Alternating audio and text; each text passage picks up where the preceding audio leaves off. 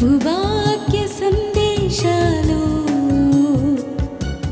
సమాధానపరచు సందేశాలు పరమునకు చేర్చే సందేశాలు ఇవి ఒలీవా సందేశాలు ప్రభువాక్య సందేశాలు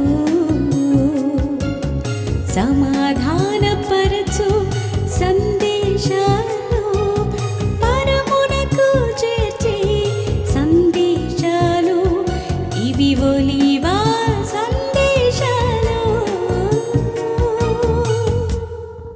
మచ్చరపడకండి, ఎదుటి వారిని చూసి అసూయ ద్వేషం కలగోకండి. అవి మంచిది కాదు, నీ హృదయానికి నీ జీవితానికి మంచిది కాదని చెప్పి దేవుడు హెచ్చరిస్తున్నప్పటికీ అది పాపముతో కూడింది. మక్షరం అది అసూయ పాపముతో కూడింది, ద్వేషం పాపముతో కూడింది, దొంగతనం పాపంతో కూడింది, ఇతరులను హత్య చేయటం కానీ హత్యకు ప్రోత్సహించడం కానీ వారి హత్య చేసిన వారికి అబద్ధ సాక్ష్యం చెప్పినా కానీ అది పాపమే. అది శాపగ్రస్తుడే, వాడు శిక్షకు పాత్రుడే.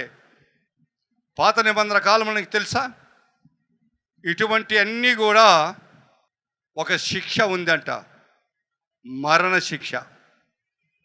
దేవుడు ఏమంటున్నాడు, వారిని మీ మధ్య నుంచి నిర్మూలన చేయమంటున్నాడు. చూడండి, ద్వితోపదేశకాండము 21వ అధ్యాయము 23వ వచనం చదువు. అతని శవము రాత్రివేళ ఆ మ్రాను మీద నిలవకూడదు. వేలాడదీయబడిన వాడు అంటే ఆ చెట్టుకు ఆ కొమ్మకు ఉరి శిక్ష వేశాడు, ఉరివేశారు. ఉరివేసి శిక్ష ఇచ్చి వాడు మరణించాడు. ఉరి శిక్ష వలన వాడి ప్రాణం పోయింది. కానీ వాడు సాయంకాలం వరకు వల్ల వేలాడదీయవచ్చు, కానీ సాయంకాల సమయంలో చెట్టు పైన వాడు వేలాడదీయకూడదు, ఉండకూడదు. వాడిని దించాలి, వాడిని పాతి పెట్టాలి. ఇది ధర్మశాస్త్రం యొక్క నిబంధన. ఆ రాజులు పాలించారు, అది చేశారు. నా ప్రియ సహోదరి సహోదర, ఉరి శిక్ష నిర్మూలం అది అందరూ చూడాలి. వాడి శిక్ష ఎందుకు అనుభవిస్తున్నాడో, ఆ శాపం ఎటువంటిదో అందరూ చూడాలి. అందుకే ఆకాను తీసుకెళ్ళి రాళ్ళతో కొట్టి గుట్టదో వాని భార్యను పిల్లలను కలిగిన సమస్తమును కూడా గుట్టగా పేర్చి కాల్చి చంపారు ఇజ్రాయేలు ప్రజలు యెహోషువ ఆజ్ఞ ప్రకారం. ఈనాడు ప్రభుని యేసుక్రీస్తు వారిని కూడా శిలువలో వేలాడదీయటానికి కారణము నీ పాపము నా పాపమే. రేపు నువ్వు కూడా ఆ శిక్షకు పాత్రురాలు అవుతావు. ఈరోజు నేను పాపం చేసి, నేను దొంగతనం చేసి, నేను ఒకరిని మోసం చేసి ధనము సంపాదించుకోవచ్చు, ఆస్తి సంపాదించుకోవచ్చు, బ్యాంకు బ్యాలెన్స్లు నిలుపుకోవచ్చు, కాదంటం లేదు. కానీ అది నువ్వు తినటానికి కూడా యోగ్యుడివి కావు, తినటానికి కూడా యోగ్యురాలివి కావు. ఒకరోజు అది నువ్వు సంపాదించిన బ్యాంకు బ్యాలెన్స్ ఎవరు వశం అవుతుందో కానీ నీకు తెలియదు. కానీ నువ్వు వచ్చే నిత్య నరక అగ్నికి ఆహుతి అవుతావు, శిక్షకు పాత్రుడు అవుతావు అనే విషయం మరొక నా ప్రియ సహోదరి సహోదరా. శిక్షే. దేవుడు తన ప్రియ కుమారుని శిక్షించడము వెనకాడలేదు. నల్లగా కట్టబడటము అపరాధ బలి, అతను ప్రాణాలను సమర్పించుకోవడం ఆయనకి ఇష్టము గనక చేయి వదిలేశాడు. ఈరోజు చాలామంది క్రైస్తవ కుటుంబాలను దేవుడు వదిలేశాడు. చాలామంది క్రైస్తవ కుటుంబాలను ప్రార్థన చేస్తే ఆలకించడంలా. యేసు ప్రభు ప్రార్థన చేశాడు, ఆలకించలా. నేను ప్రార్థన చేస్తే ఆలకించకపోవడానికి కారణం ఏంటంటే నాలో పాపాలు ఉన్నాయి.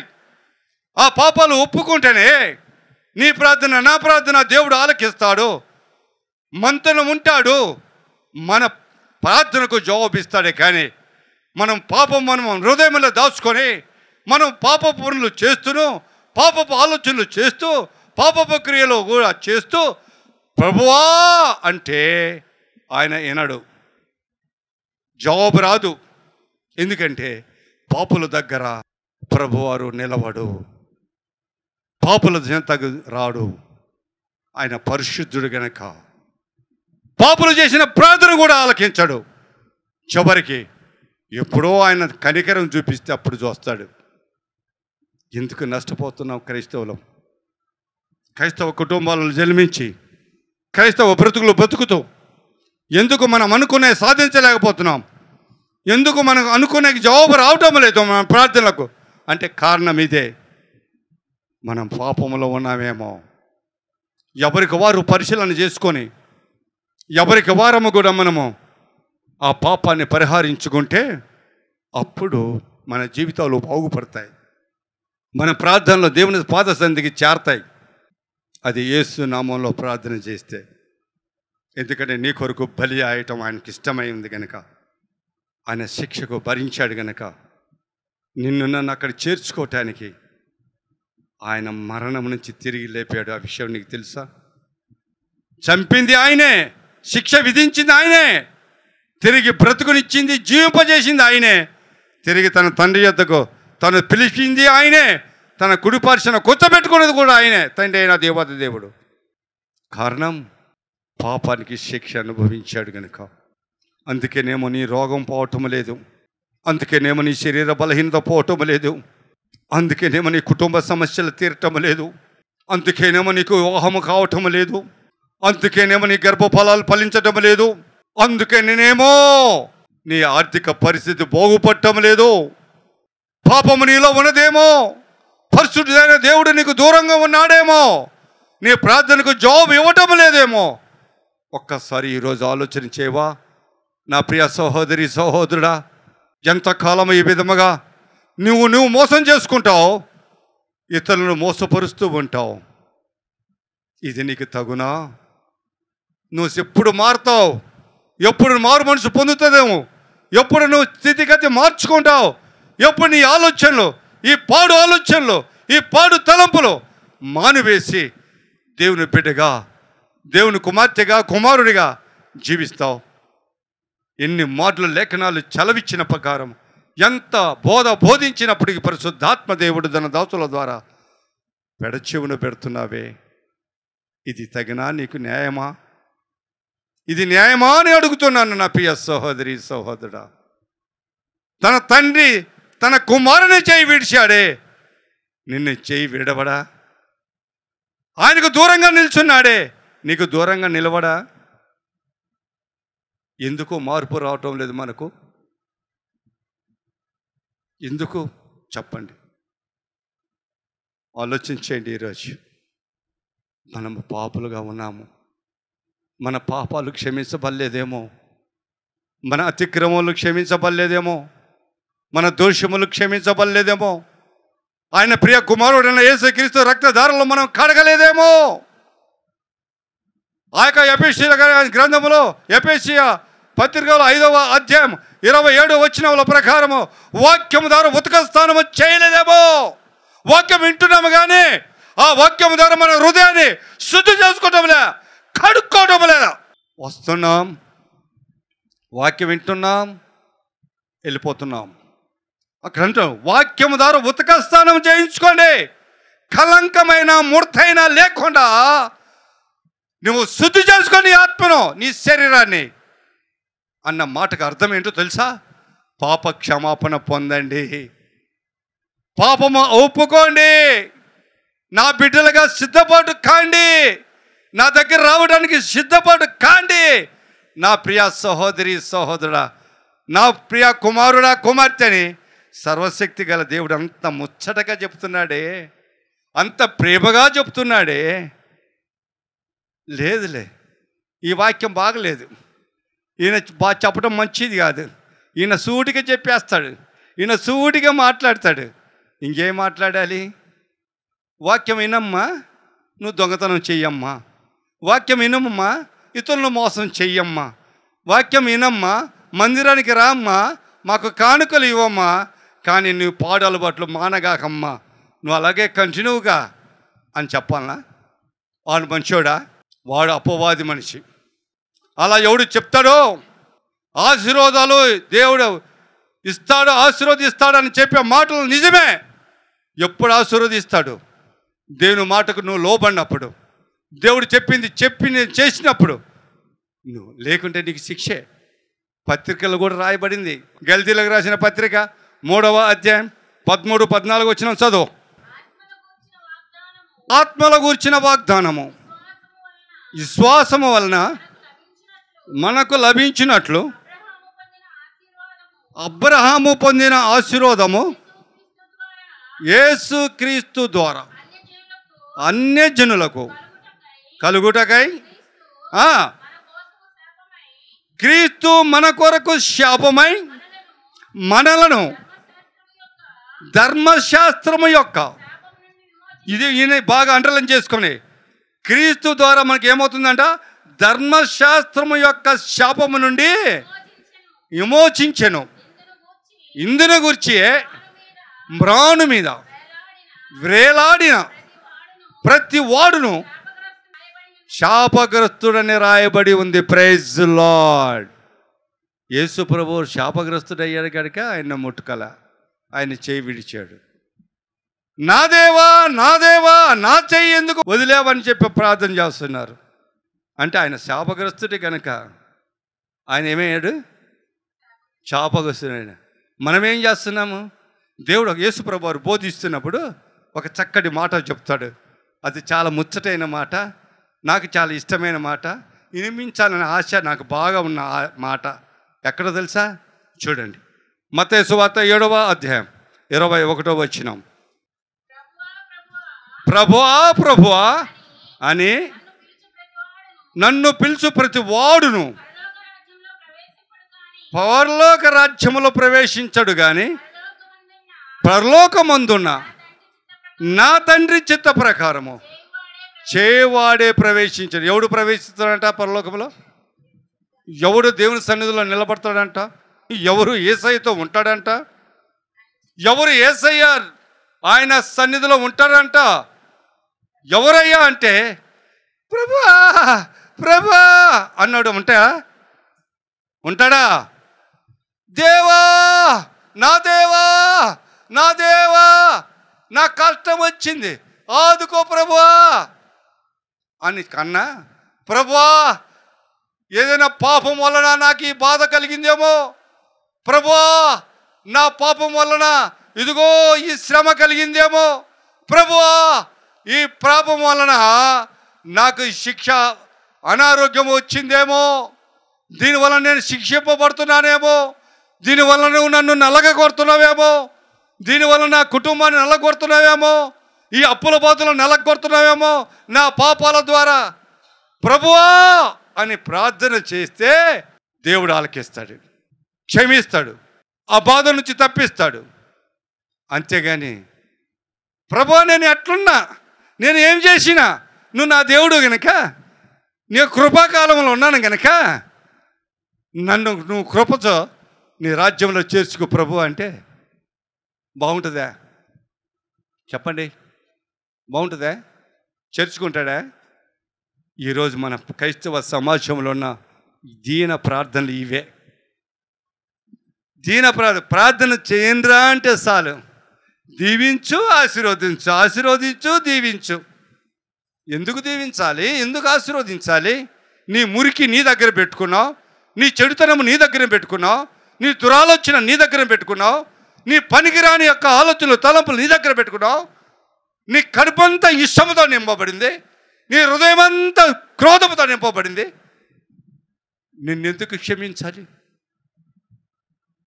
నువ్వు పిలిస్తే పలకాలా?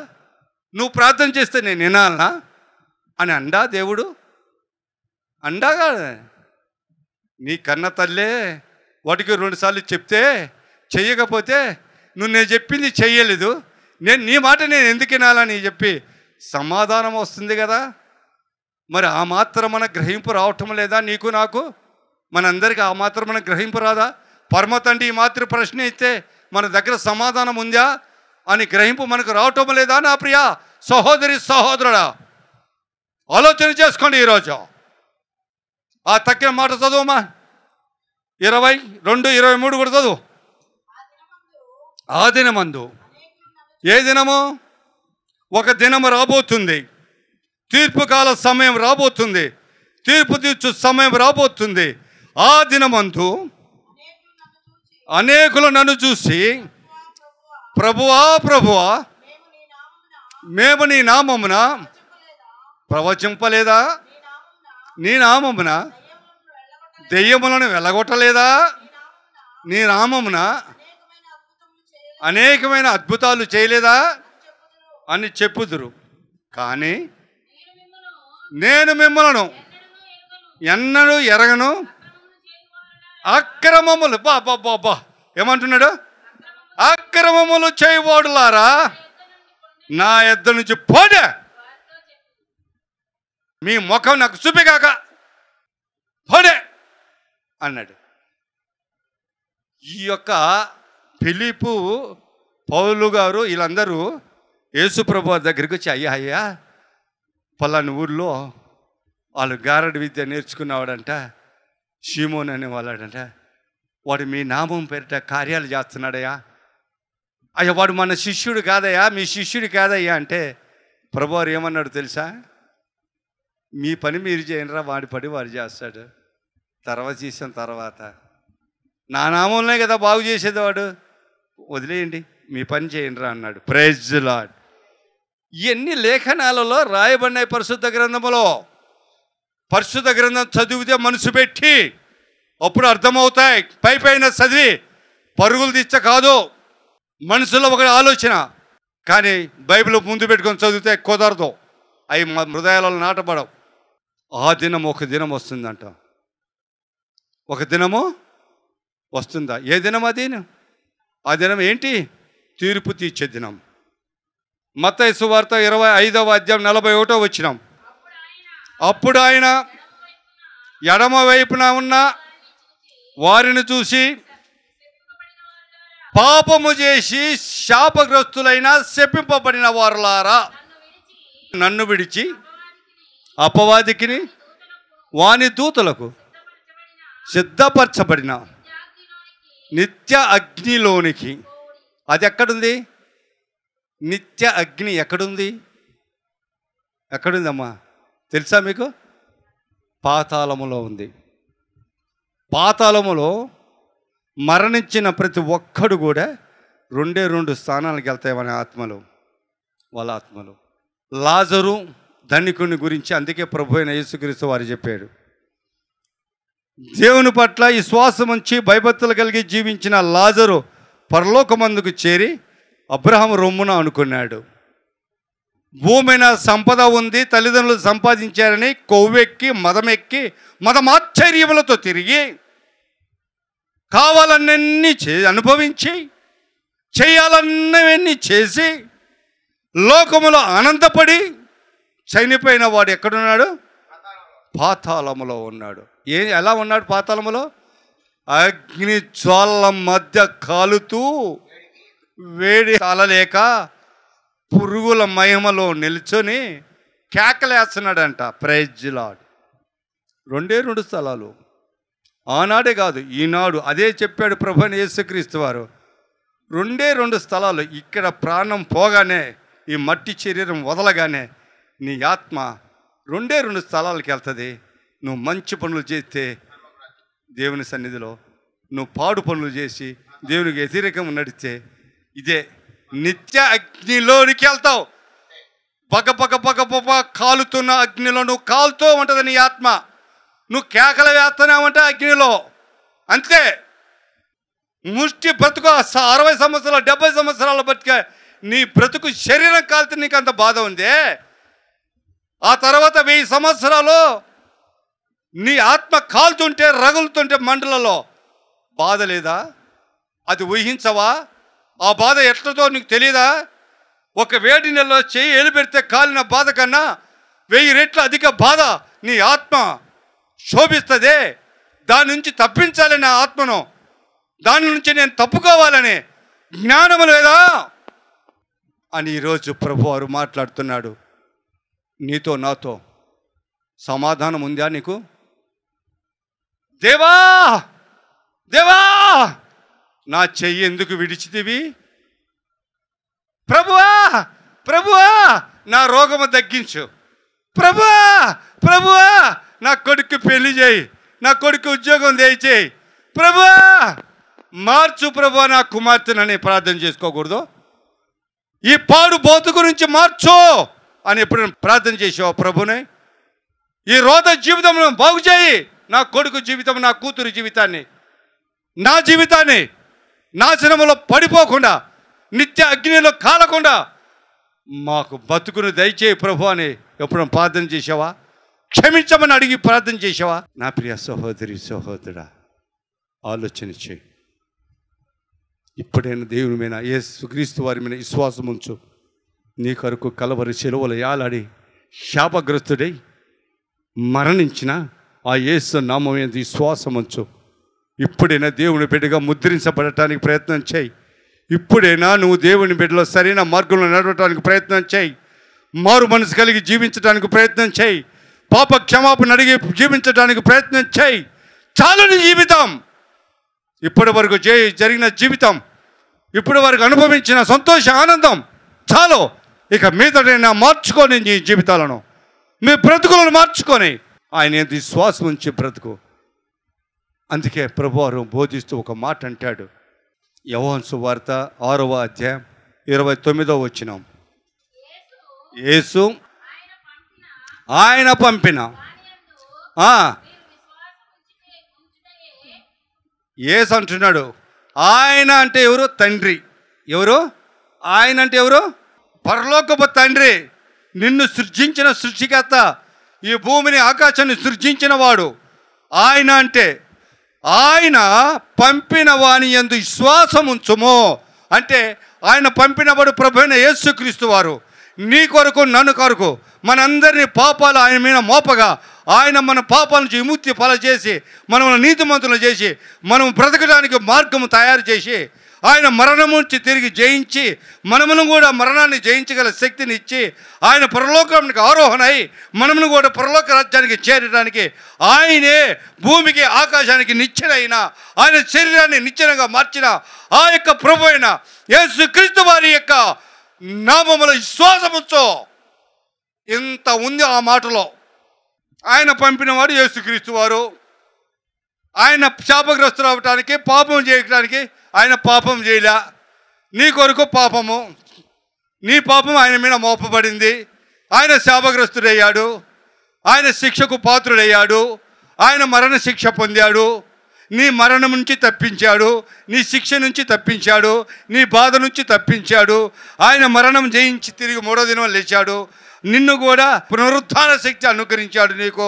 ఆయన పరలోకానికి ఆరోహణ అయ్యాడు. నిన్ను కూడా దేవుని రాజ్యంలోని చేరడానికి ఆయన మార్గమై ఉన్నాడు.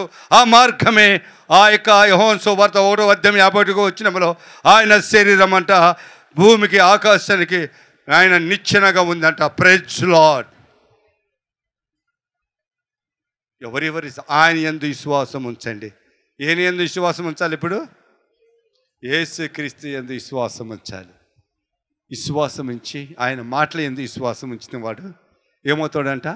నిత్య జీవానికి వారసుడు అవుతాడు. Praise lord. అందుకే పౌలు భక్తుడు అంటాడు, ప్రభువు పోతే పోయాడయ్యా, ఆయన కంఠశ్వాస చెప్పి చెప్పి బోధించి వెళ్ళిపోయాడు. అరే నా మాట వినరా, మీ బ్రతుకులు మార్చుకోండి, మీ ఆలోచన మార్చుకొని జీవించండి అని ఈ మాట అంటున్నాడు. అపోస్తుల కార్యం 17వ అధ్యాయం 30 వచనం. ఆ అజ్ఞాన కాలంలో దేవుడు చూచి చూడక ఉండెను.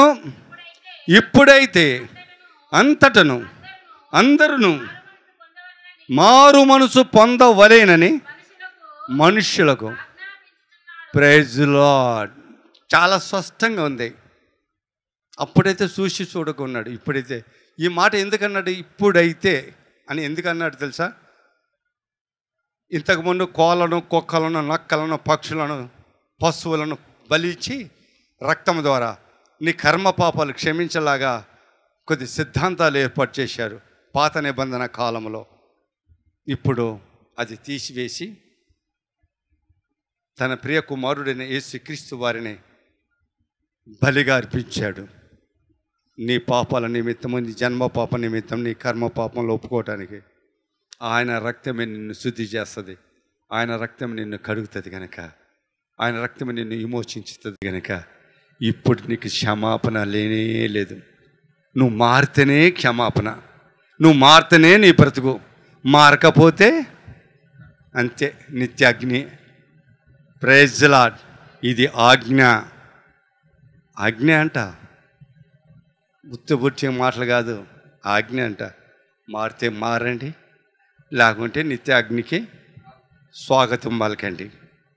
మారు మనసు కలిగి జీవించండి, యేసు ప్రభువును రక్షకుడిగా అంగీకరించండి, ఆయన మాటలందు విశ్వాసం ఉంచండి. లేదంటే నిత్య అగ్నికి ప్రేమతో ఆహ్వానించండి. నీ ఆత్మను నిత్యము తల మెరుస్తూ ఉన్నాను ఆ జ్వాలల మధ్యలో ఉంచండి. దేవుడి మాటలు దీవించి ఆశీర్వదించునుగాక. ఆమేన్. ప్రార్థన. సర్వోన్నతుడా, సర్వశక్తి గల దేవా, మిక్కిలి ప్రేమ గల తండ్రి, మీకు వేలాది వందనముల స్తుతులు స్తోత్రాలు ప్రభా. విజయవాడ గొల్లపూడి నుంచి ప్రభా అరుణపాల్ అనేటువంటి యువకుడు తండ్రి నాయన, ఇదిగో నీ మందిరానికి ఈరోజు భోజనము ఖర్చును, ఈ సువార్త ప్రకటించే ఖర్చు భరించి ఉన్నాడు. తన యొక్క జీతములో నుంచి కానుక పంపించి ఉన్నాడు ప్రభా.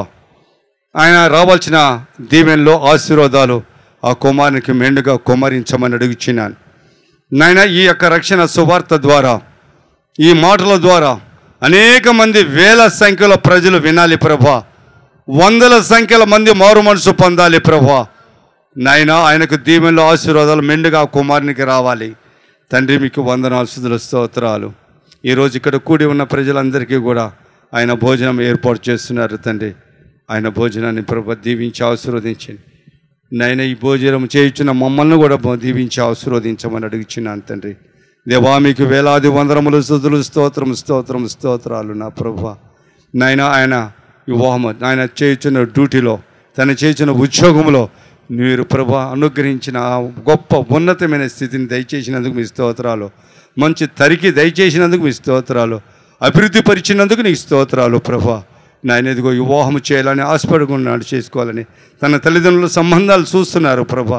అయా ఏది నీ చిత్తమో, ఏది నీ ప్రణాళికలో ఉన్నదో అది జరిగించండి. కానీ ప్రభా, నీ దాసుడిగా మనవి చేస్తున్నాను ప్రభా. మంచి కుర్రోడు ప్రభా, నీ యందు భయభక్తులు కలిగిన కుర్రోడు ప్రభా. నైనా మీ ఎంతో ఆసక్తి కలిగిన కుర్రోడు ప్రభా. నైనా ఆ కుర్రోడిని ప్రభా బహుగా దీవించి ఆశీర్వదించండి. తన మాటకు లోబడే భార్యను, తనను ప్రేమించే భార్యను, తన కుటుంబాన్ని ప్రేమించే భార్యను, కుటుంబాన్ని చక్కపెట్టగలిగిన జ్ఞానము కలిగిన భార్యను, విద్య కలిగిన భార్యను, తెలివి జ్ఞానము కలిగిన భార్యను నాయనా దయచేయండి ప్రభా.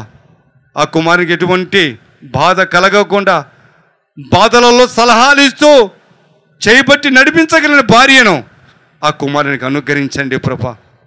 నువ్వు దయచేస్తున్నందుకు మీ స్తోత్రాలు. నీ దాసుని మనవి ఆలకిస్తున్నందుకు మీ స్తోత్రాలు. అటు గొప్ప కార్యము జరిగించి మేలు చేసి వారిని, వారి కుటుంబాన్ని, ఆయనను, ఆయన తల్లిదండ్రులను, రాబోయే భార్యను మీరు బహుగా దీవించి, రాబోయే సంతానాన్ని కూడా మీరు బహుగా దీవించి ఆశీర్వదించం. అలాగే ప్రభా, ఈరోజు ఇక్కడికి వచ్చి కూడి ఉన్నటువంటి ఈ యొక్క ప్రభా 8వ తారీఖు శుక్రవారం రోజు జరిగిన ఈ యొక్క సందేశాన్ని కూడా మీరు ఆలకించినందుకు మీ స్తోత్రాలు. అనేక మంది హృదయాల్లో నాటబట్టకు సహాయం చేయండి. అనేక మందిలో ఫలించుటకు కృప దయచేయండి. ఎందుకు మీరు చేయి విడిచారో ఆ విషయాన్ని వివరించడానికి కృప చూపించినందుకు మీ స్తోత్రాలు. అయా మీరు పరిశుద్ధులు, మేము పాపులము గనక ఎవరు పాప జీవితంలో ఉంటారో ఆ పాప జీవితంలో చేయి వారి యొక్క విన్నపములు, విజ్ఞాపనలు మీరు ఆలకించరు. కానీ వారి దరికి రారు, వాళ్ళ దగ్గర నిలవరు, వాళ్ళ చేయి విడుస్తారు, వాళ్ళ కుటుంబాన్ని విడుతారని ఏ విధంగా ప్రభా యెహోషువ గ్రంథము నా తండ్రి 1వ అధ్యాయము 6వ అధ్యాయము 7వ అధ్యాయంలో చెప్పిన మాటల ప్రకారం మేము జ్ఞాపకం చేసుకొని మా బ్రతుకులు అలా ఉన్నాయేమో, మా స్థితిగతులు ఎలా ఉన్నాయేమో, నువ్వు ఆజ్ఞ పాటించక, నీ మాటను అనుసరించక ధిక్కార స్వరం వినిపించి ఈ భూమి మీద జీవిస్తూ ఆ విధంగా మేము శాపగ్రస్తులమేమేమో, నీ తోడు లేకుండా మేము పాడైపోతున్నామేమో, అపవాది మాలోనికి ప్రవేశించి మమ్మల్ని నష్టపెడుతుందేమో. దయచేసి గ్రహించగల జ్ఞానం ఇవే. కానీ ఇక్కడ ఉన్న ప్రతి ఒక్కరికి, ఈ మైకు యంత్రం ద్వారా వింటున్న వారికి, ప్రవచన టెలివిజన్ ద్వారా కూర్చొని వింటున్న వారందరికీ అనుగ్రహించండి.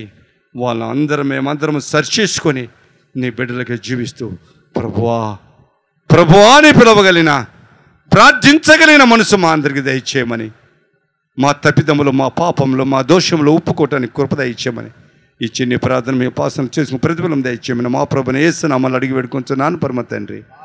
ఆమేన్. ఒలీవా సందేశాలు ప్రభువాక్య దేశాలు